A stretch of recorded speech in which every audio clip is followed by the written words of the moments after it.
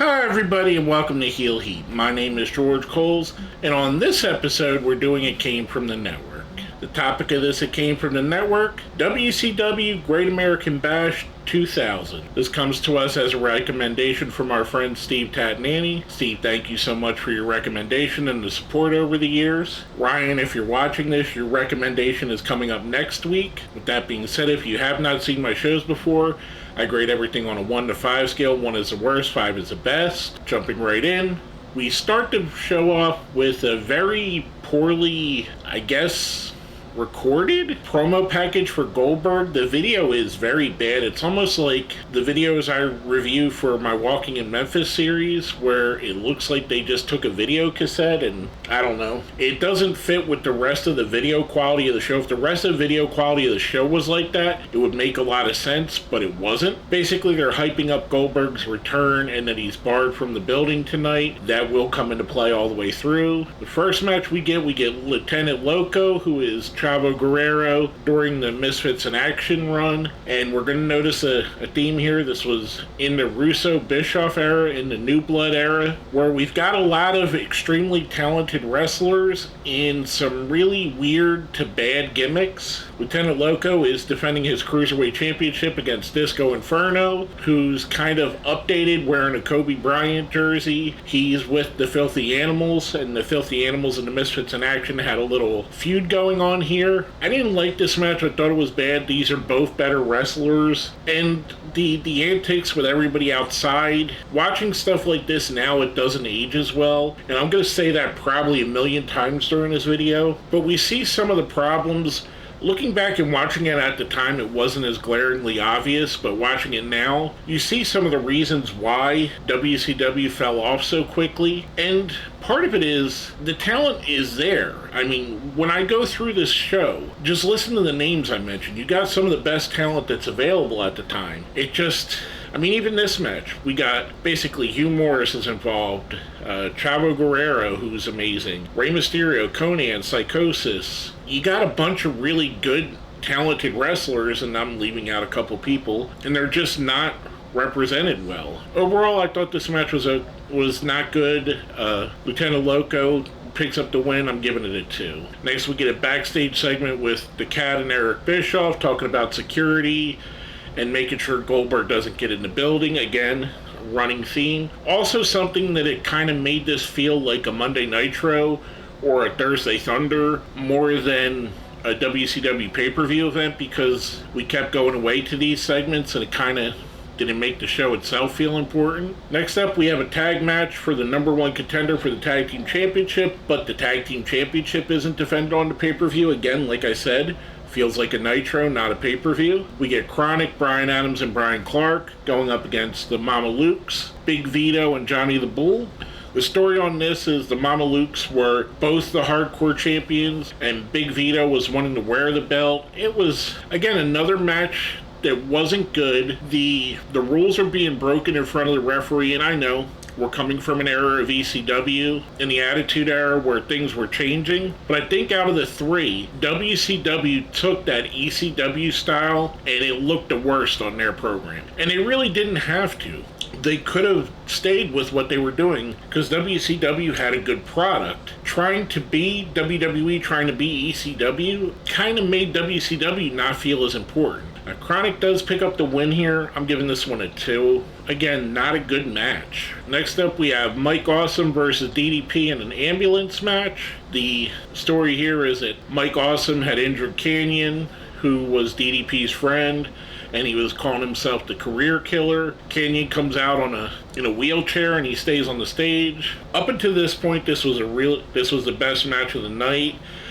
Kimberly gets involved again. Overly booked, run-ins, swerves. Miss Hancock comes out, which if you're not familiar with Miss Hancock, that's Stacy Keibler. Her and Kimberly had a feud at the time, which I totally forgot about. They work their way to the stage, and Canyon gets up out of his chair and turns on DDP again, swerve, which starts the Positively Canyon run. Mike Awesome wins the match, wins the ambulance match. Again, it's a step up, but still not great. I'm giving this one a 3. And next up, we have representing the Misfits in Action in a boot camp match, G.I. Bro, a.k.a. Booker T. Again, you're hearing amazing talent. DDP, Mike Awesome, Chronic, Booker T. He's going up against Sean Stasiak, who's one half of the tag team champions, but he's wrestling Booker T here. Like I said, this feels more like a Nitro than a wrestling pay-per-view.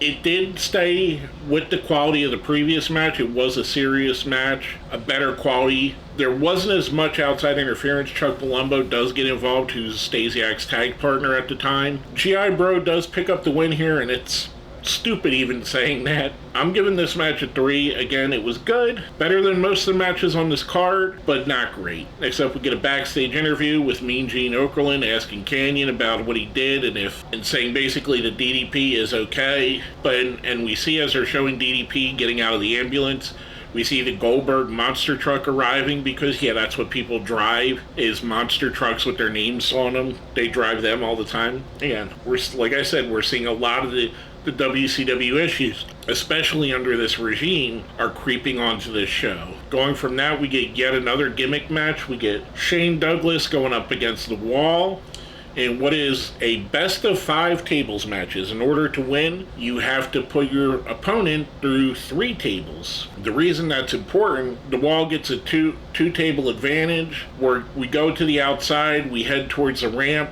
There's 2 tables stacked on top of what looks to be a crash pad, or maybe another table that's covered. They say it's 2 and then they say it's 3 tables. I don't know if they ever showed that there was a 3rd table or it was just a crash pad under the 2 tables. But they fight on top of a ladder. Shane knocks The Wall off onto the crash pads, or they call the match saying he went through 2 tables, although visually you only seen him go through 2. Again, I guess their assumption is under the covering there was a 3rd table. For who it was, Shane Douglas, and I liked The Wall. I liked him, especially his early TNA run. I thought it was good. He was good there. For that, I'm giving this match a 2. I didn't think it was that good at all. Next up, we seen Hulk Hogan arrive in a Dodge Charger, which when they showed the Charger, they said, you know who that is? Immediately I thought Dominic Toretto, but it's Hogan. From that, we go into a handicap asylum match. Again, another gimmick. We get Scott Steiner going up against Rick Steiner and Tank Abbott in a circular cage, kind of made to look like an octagon, I guess, because of Tank Abbott, that's inside of the rope. So there's 3 guys with little maneuverability. Scott fights the odds. Tank Abbott shows off that he's not a great wrestler at this point. He's more of an attraction. Scott does fight off the 2-on-1 advantage, gets the win here. Another match I'm going to give a 2 to. It really wasn't good. Next, we see the Nature Boy Ric Flair arrive. He's there with his family, which includes Reed Flair, Charlotte Flair, Megan Flair, and his wife at the time. I forget what her name is. He probably does too. Megan now is married to Conrad Thompson. Reed, who became a wrestler and unfortunately passed away. Ashley Flair, who would go on to become Charlotte later on. So it's neat seeing them all there. We go to our match. Our next match is Hulk Hogan versus Billy Kidman. If Hulk Hogan loses, or Hollywood Hogan loses, he has to retire. Again, overly gimmicked. Like I said, you're seeing a lot of what caused the demise of WCW on this show. Horace Hogan is the referee. Story is he's Hogan's nephew. He's also Billy Kidman's best friend. Tori Wilson comes out during the match. She gets bumped. There's a whole segment with the brass knuckles. Hogan gets the knuckles, uses them on Kidman. Hogan picks up the win here. Not a bad match, and again, against this card, grading on a curve, it's one of the better ones. I'm giving it a 3. Next up, we see yet another video of Eric Bischoff talking to security, making us feel like Monday Nitro for the millionth time. Explain to me how this isn't Monday Nitro. I mean, if you didn't see this, or even if you did, with what I'm telling you, tell me this isn't a Monday Nitro, which it would have been okay if this was a Nitro. But we're talking about a pay-per-view that historically was one of their big pay-per-views, on par with what you would see in SummerSlam, and we get this. From that, we go into Ric Flair versus David Flair, another stipulation. If Ric loses, he has to retire. David Flair has Russo with him, Vince Russo, who's his daddy figure. I don't get it. And I do apologize. Rick has his family, again, all of who I mentioned previously. They all come into play at this. Rick gets handcuffed. However, the family chases down Russo, who has the keys. Reed Flair takes him down. Charlotte gets the keys from him, or Ashley is her real name here. So we're getting to see, I know we've seen her on the show prior to this, but I think this was her first actual interaction, like actual part of an angle where she actually used some wrestling. So I might be wrong on that, but we got a very young Charlotte doing some wrestling moves, maybe for the very first time on television. This match, again, like I said, on any other card it probably would be bad, but on this one it stands out. Rick does pick up the win here. I'm giving this one a 3. We cut away again. Once again, Eric Bischoff, who had also been teasing a big surprise tonight, says the surprise is off. Please, explain to me how this isn't Monday Nitro. After that, we get what was my favorite match of the night, and kind of, when I watch it back now, this would have fit in perfectly in the cinematic era of wrestling, in the Firefly Funhouse matches, the Elite or Delete matches, the Ultimate Deletion matches, all of those type things that we had to go through during the pandemic. We have Vampiro versus Sting in a Human Torch match where the goal is to light your opponent on fire, and the fire is on a torch on top of the Tron. I know. Vampiro comes out with a gas can, which he eventually pours all over Sting. I really like this feud. I like Vampiro. Vampiro I'm a huge fan of. Sting as well. I think Sting is great. I like the fact that Sting was trying to get a new wrestler over. Ultimately, they get to the top of the Tron. They start playing with some lighting, so it's very dark. The obvious reason is they switch Sting out with a stunt person, which it's kind of obvious even though it's dark, and they got away with it from the lighting and the quality of televisions at the time. You really can't tell now, but it's obvious what they did. The stunt Sting gets lit on fire and does a dive into some crash pads from the top of the Tron. Vampiro picks up the win. This was my favorite match of the night. I'm giving this one a 4. Last but not least, we have the main event of the evening. Double J Jeff Jarrett going up against Kevin Nash for the World Heavyweight Championship. We get the Cat is a referee. The Filthy Animals are all timekeepers. During the match, the Steiners get involved. Tank Abbott gets involved. And we get to the finish of the match. Goldberg finally makes an appearance after Nash has fought off everybody. And here comes the big swerve of the night. Goldberg turns on Kevin Nash, becomes a heel, spears Nash, letting Jeff Jarrett pick up the win. Overall, I'm giving the match a 2. And this is one of the worst heel turns in the history of wrestling. No one wanted to see a heel Goldberg.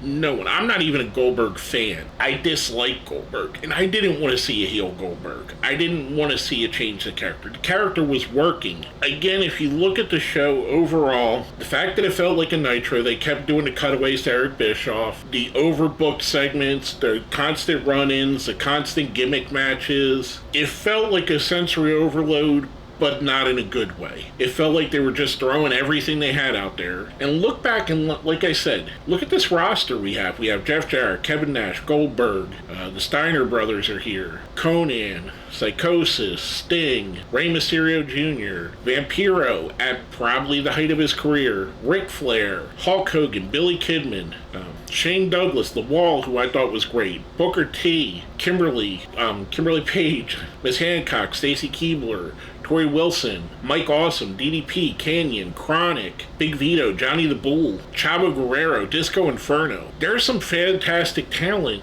that's on this roster, and this was the best you could give us? In less than a year, WCW would go out of business, which it's pretty obvious to see why here. I'm going to give the card overall a 2. Not real fun. Nothing of real significance. I'd recommend going back and watching the Human Torch match, Sting and Vampiro. I thought that was good. If you want to see the Goldberg turn, you could go back for that. Other than that, this is an ultimately skippable event in my opinion. And Steve, that's not a knock on you. I don't hold this against you. I do like finding these because it gives us some historical content. Even the bad shows can show you why a company was where they were at the time. With all that being said, let me know what you think if you've watched this. Let's smash that like button. share the video, subscribe if you haven't, and if you made it all the way to the end, let's put your favorite Flair family member in the comments, whether it be Charlotte, Rick, David, or even Reed. If you're one of the lucky people to have got to see Reed when he was in the Indies, mostly in the Carolinas, throw that in the comments. My name is George Coles, and this has been another episode of It Came From the Network.